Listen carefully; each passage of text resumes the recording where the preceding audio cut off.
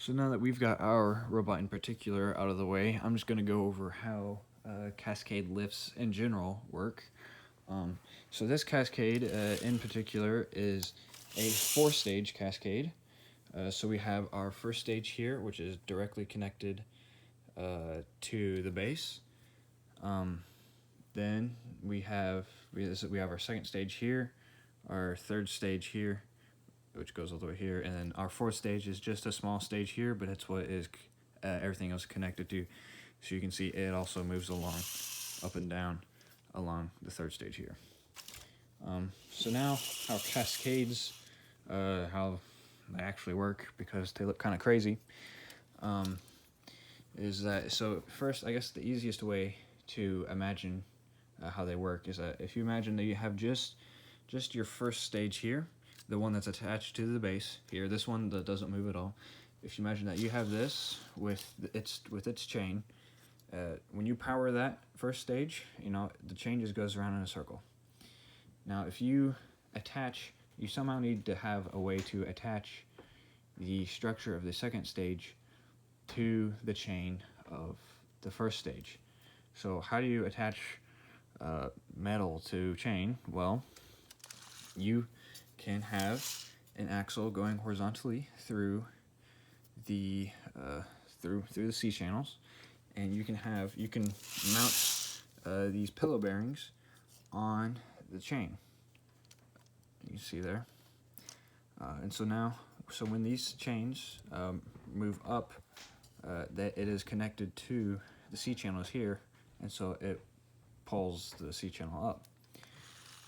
So now, if we go back and we imagine just the first stage, we have the chain, and now we have the structure of the second stage. When these sprockets are powered, they move this stage up and down in a straight line. Now, if we add the chain of the second stage in, you need to somehow make a way for this chain to also spin around in a circle, as you see, like that. So in order to do that, in order to get this front side to also mimic the first stage chain, to where the front side is also moving upwards, if you mount these chains to the structure of the first stage here, when these sprockets are moved up by the structure, because these are mounted, these are going to pull down on this side of the sprockets, which forces the other side to be pulled up. So you can see here that these chains don't actually move up or down at all. So if I move this down, you can see they're not actually moving at all. And so because they're not moving, it forces this sprocket here to rotate around in a circle, just like that. And so now we're back to like our first stage, where we have the chain running around in a circle.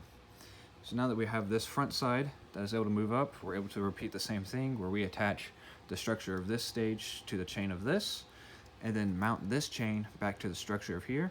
So you can see this is like down here.